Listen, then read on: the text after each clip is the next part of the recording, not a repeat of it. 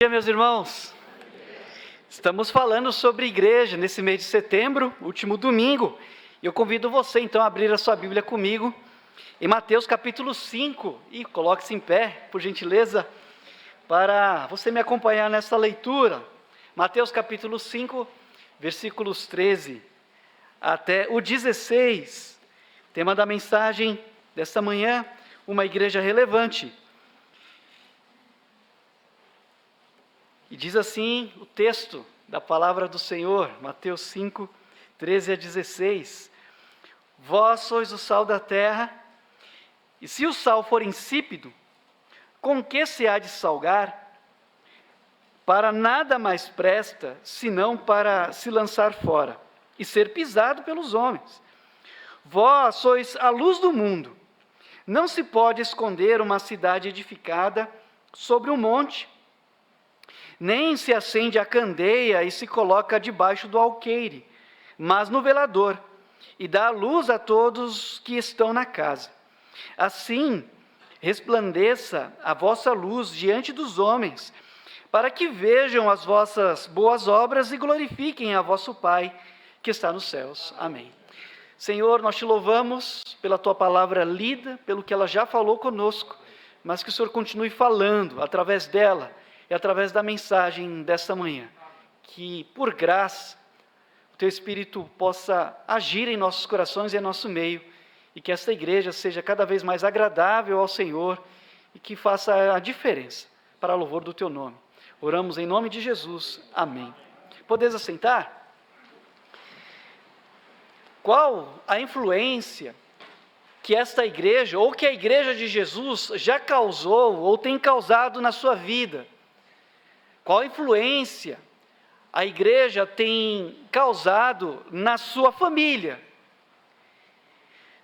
Você também consegue se lembrar quando e como você foi conduzido a Jesus? E quando e como foi conduzido a igreja de Jesus? Alguns tiveram essa experiência dupla na mesma ocasião. Teve gente que foi conduzido a Jesus, sendo conduzido à igreja. No meu caso, como um testemunho pessoal, foi diferente. Eu fui conduzido primeiro a Jesus, alguém testemunhou de Jesus para mim, entreguei a minha vida ao Senhor, só depois que fui conduzido à igreja, e louvo a Deus por isso, porque fui levado a Jesus e depois por Jesus, através de pessoas, também fui levado à igreja de Jesus. Mas você lembra dessa experiência? Como você chegou a Jesus e como você chegou à igreja do Senhor? Quais os motivos que o levaram à igreja ou o trouxeram à igreja? E qual é a sua função no corpo de Cristo? O que você tem desempenhado? Qual é o seu trabalho, o seu ministério? Como você tem agido dentro do corpo do Senhor? A igreja pertence a um Cristo vivo. A gente já tem ouvido isso ao longo do mês. E por isso, é um organismo vivo, que está sempre em movimento e em desenvolvimento, crescendo, sendo edificado. E se alguma pessoa faz parte de uma igreja que verdadeiramente é de Jesus, mas está ociosa, ou tem estado entediada, talvez alguma coisa está fora do lugar ou fora do propósito. Porque na igreja de Jesus há muito trabalho. Até aquilo que nós julgamos desprezível é muito importante na casa do Senhor ou na igreja de Jesus. E na igreja tem trabalho, porque a igreja foi formada por Jesus para que ela fizesse a diferença no mundo. Não que ela ande no ritmo do mundo, ou ande na mesma direção em que o mundo anda. A igreja está no mundo, mas não pertence ao mundo. A igreja tem um Senhor, a igreja tem Jesus como seu Senhor e dono. Mas a igreja, ela faz a diferença, porque num mundo em que há amargura e escuridão, uma igreja que verdadeiramente ama, uma igreja que verdadeiramente anda na verdade e que é atuante, jamais será irrelevante. Ela será percebida, ela será notada, admirada por alguns, como nós vemos em Atos dos Apóstolos. A igreja caía na graça do povo. Eu creio que tanto os de dentro como os de fora. Mas também chamará a atenção daqueles que desprezarão a igreja e até perseguirão a igreja de Jesus. Mas a igreja que verdadeiramente é de Jesus, jamais será irrelevante. Mas nós, como igreja do Senhor, precisamos cumprir fielmente alguns deveres, se quisermos manter a relevância para a qual Jesus nos chamou e nos colocou no mundo. E quais seriam esses deveres que fielmente nós devemos cumprir ou manter, observar? O texto que nós lemos nos ajuda a pensarmos a respeito disso. Em primeiro lugar, para ser relevante, a igreja deve preservar a essência que lhe foi confiada. No texto em que nós lemos, Jesus falou a respeito do sal. E ele disse: vós sois o sal da terra. O sal sempre foi muito útil para muitas coisas. E ainda hoje o sal é usado para o que era usado no passado. Ainda hoje o sal é usado para conservar comida. O sal, antigamente, e talvez até hoje em alguns lugares, é um tipo de antisséptico. O sal, no passado, era utilizado como salário. De onde vem a palavra salário? Era pagamento, era moeda de troca. E o sal, como nós conhecemos muito bem, também é um condimento, é um tempero, utilizado para realçar o sabor ou os sabores dos alimentos. Então, para nós, o sal é conhecido como um tempero também, mas que não visa buscar destaque para si, mas destacar o alimento no qual ele é empregado. Então, não deve chamar a atenção para si, mas deve realçar o sabor dos alimentos. Agora, assim como sal demais é ruim, a ausência do sal também é ruim, ou pelo menos é notado. Quando tem sal demais, a gente percebe. Mas quando não tem sal no alimento, a gente percebe: opa, está faltando alguma coisa aqui. Então o sal, por menor que seja a pitada, se ele tiver preservado a sua essência, ele será notado. Agora, se o sal perder as suas propriedades, então ele não serve para mais nada. E se o sal, mesmo mantendo a sua propriedade ou as suas propriedades, ficar apenas no saleiro, também não cumpre o seu propósito. Então o sal, além de não perder a sua propriedade, ele deve ser usado fora do saleiro, no alimento ou nos alimentos. E pensando na igreja, que essência a igreja precisa preservar, que foi confiada por Jesus à sua igreja? Bom, algumas essências aqui, por exemplo, a unidade. Nós temos ouvido isso ao longo do mês. Unidade é a essência da igreja de Jesus. Sem unidade, a igreja não avança, não subsiste. Uma casa, um reino dividido não pode avançar, não pode vencer.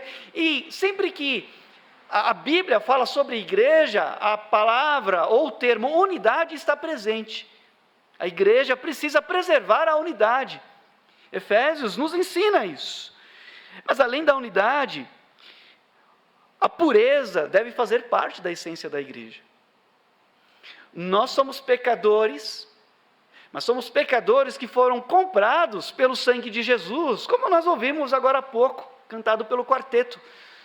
Nós somos feitos filhos de Deus através de Jesus, que nos resgatou por seu sangue. Somos pecadores, mas nós não temos prazer no pecado. E a igreja de Jesus também é purificada por Jesus, santificada por Jesus, lavada por água através da palavra. Efésios capítulo 5, versículo 26. Então, a igreja precisa preservar-se pura.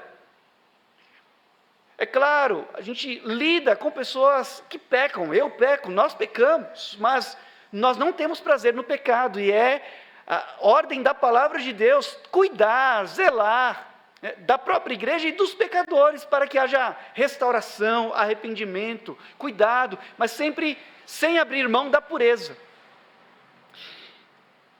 E ainda, além da unidade, da pureza, a igreja deve preservar a verdade. A verdade deve ser observada pela igreja. A verdade preserva-se por si própria. Mas Jesus confiou à igreja a proclamação da verdade, e em hipótese alguma a igreja está autorizada a abrir mão da verdade. A igreja deve obedecer à verdade da palavra de Deus, conforme a palavra de Deus diz. Tudo deve ser feito conforme o que está escrito nas Sagradas Escrituras.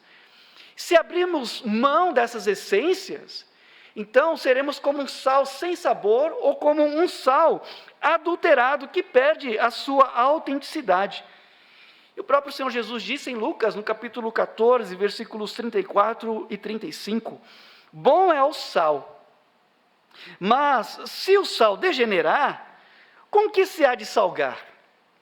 Nem presta para a terra, nem presta para o montouro, lança-no fora. E Jesus diz ainda, versículo 35, quem tem ouvidos para ouvir, ouça.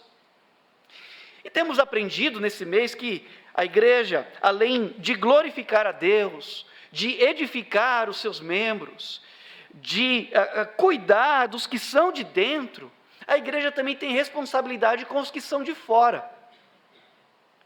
Nós temos que ter um olhar também para os que são de fora. Por isso, em Colossenses, no capítulo 4, versículo 5, Paulo escreveu o seguinte: andai com sabedoria, para com os que estão de fora, remindo o tempo. Outra versão diz o seguinte: andai em sabedoria, para com os que estão de fora, usando bem cada oportunidade. Então, como sal da terra e como igreja de Jesus, não podemos nos esquecer dos que estão ao nosso redor, na vizinhança, no trabalho, em casa, onde quer que Deus nos envie. Porque a maneira como nos portamos causará a impressão que as pessoas de fora terão sobre a igreja. Já aconteceu com você? Por exemplo, comigo já aconteceu no apartamento, descendo elevador, as pessoas me vendo de gravata, a Bíblia, a paz, amém, a paz. O senhor é de qual igreja? Eu sou da Igreja Batista. Onde fica? Fica na Avenida Celso dos Santos. Qual que é? Aquela igreja verde? Então as pessoas sabem de que igreja eu faço parte, ou pelo menos o lugar onde nos reunimos. Ou então você vai em alguma venda por aqui, o pessoal sabe que você é da igreja, aquela que o pastor Josué era o pastor. Então as pessoas sabem. E a impressão que a gente dá às pessoas, podem refletir a impressão que as pessoas terão da igreja. Então cuidado. Porque pode até acontecer, você faz parte daquela igreja? Poxa, eu não sabia, não parece. Isso seria uma grande vergonha. E aí Paulo fala ainda no versículo 6 de Colossenses 4, a vossa palavra seja sempre agradável, e também o nosso porte, temperada com sal, para que saibais como vos convém responder a cada um. Mas em segundo lugar, para ser relevante, a igreja deve preservar o brilho que lhe foi confiado. Jesus disse que nós somos a luz do mundo. E a luz, assim como o sal, se ficar escondida, está fora do seu propósito. Ninguém acende uma luz para escondê-la. Na verdade, ela é acesa para iluminar os que estão em casa, foi o que Jesus disse. E a luz é uma coisa boa. A luz é criação divina. Já imaginou a vida sem luz, o mundo sem luz? Já faltou energia na sua casa, a gente já acostumou com energia elétrica, já acostumou com a luz. A vida sem a luz seria realmente um caos. Agora, só não gosta da luz quem tem prazer nas trevas ou nas coisas das trevas. Só se incomoda realmente com a luz aquele que não quer que as suas obras ocultas sejam reveladas pela luz. E Paulo disse em Efésios no capítulo 5, para não nos comunicarmos com as obras das trevas. Ele ainda disse que todas as coisas se manifestam sendo condenadas pela luz, porque a luz tudo manifesta. A luz ilumina a todos que estão em casa, e como já dissemos, se ficar escondida, ela não cumpre o seu propósito. Certamente Jesus, Senhor dessa igreja, não quer que a sua igreja seja omissa no mundo. No Apocalipse, no livro do Apocalipse, o texto fala a respeito de 7 igrejas, e o castiçal era uma representação, um símbolo das igrejas de Jesus. E o castiçal precisa ter a sua luz acesa, porque senão não cumpre o seu propósito.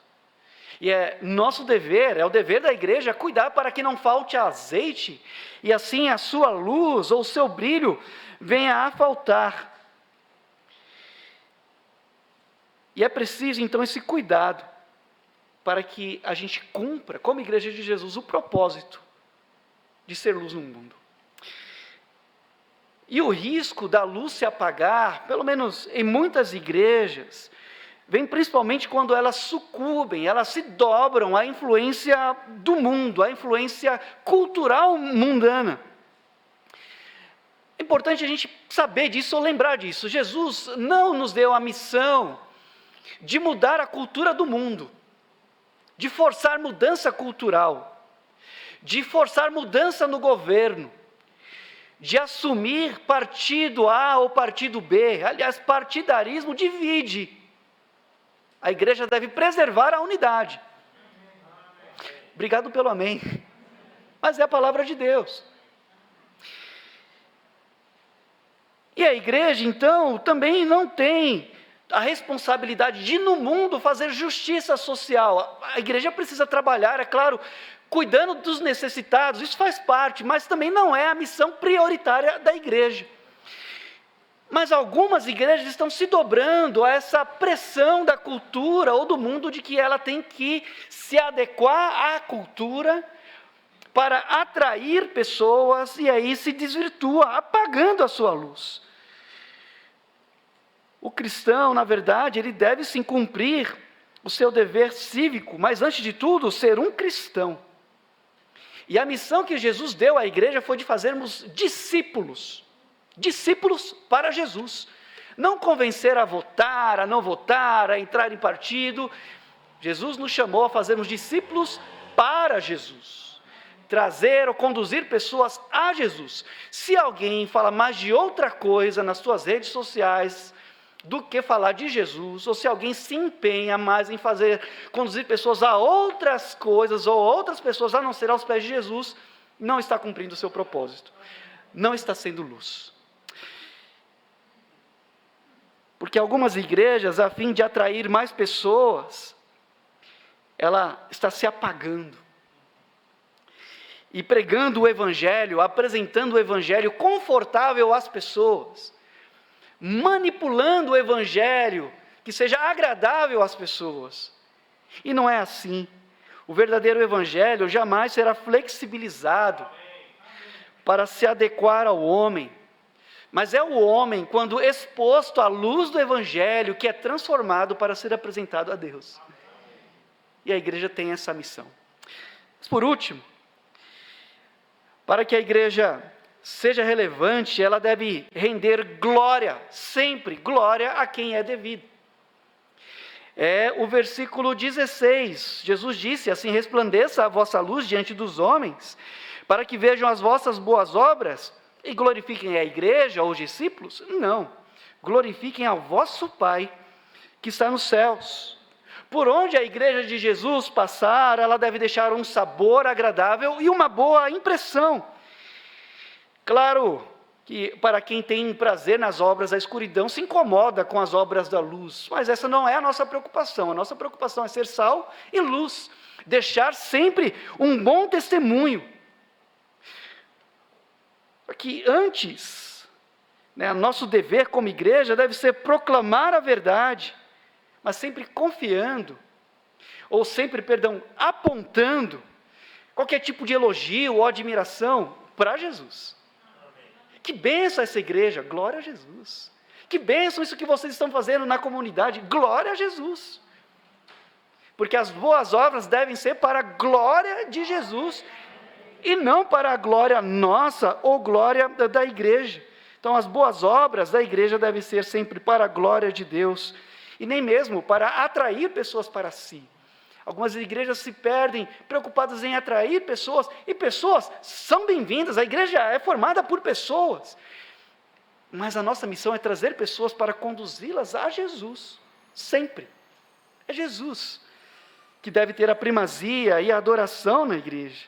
Então, a missão da igreja para com os de fora é atrair as pessoas, não a si, mas sempre a Jesus, porque as pessoas, sendo salvas por Jesus, serão conduzidas à igreja. Pode haver até pessoas que tenham mais orgulho de fazerem parte de uma determinada igreja do que pertencerem a Jesus, porque faz parte de uma igreja que tem um determinado método, ou uma igreja que desenvolve determinados ministérios, e que ganha relevância na mídia, mas que está com sua luz apagando diante de Deus. Mais importante é ser de Jesus, ser uma igreja que agrada a Jesus, e que não adultera a verdadeira mensagem, porque Jesus, já caminhando para o fim, é a razão de viver da igreja. Em Efésios é nos ensinado que Jesus alimenta e sustenta a igreja. Em Efésios é ensinado que Jesus santifica e purifica a igreja, mas não para a igreja em si. A Bíblia diz que Jesus amou a igreja, a si mesmo se entregou por ela, para apresentá-la a si. Então Jesus é o mais importante entre nós. E toda a glória não deve ser à igreja, mas sempre a Jesus. Porque se nós não fizermos assim, então seremos uma igreja irrelevante. Mas se preservarmos a nossa essência, se mantermos acesa a chama e a luz que Jesus nos deu, e dermos glória a Ele, irmãos, nós não temos ideia de onde essa igreja chegará e o que Deus realizará em nós e através de nós. Então, que Deus nos abençoe e que essa igreja seja um instrumento nas mãos do Senhor e sempre agradável a Ele. Pastor.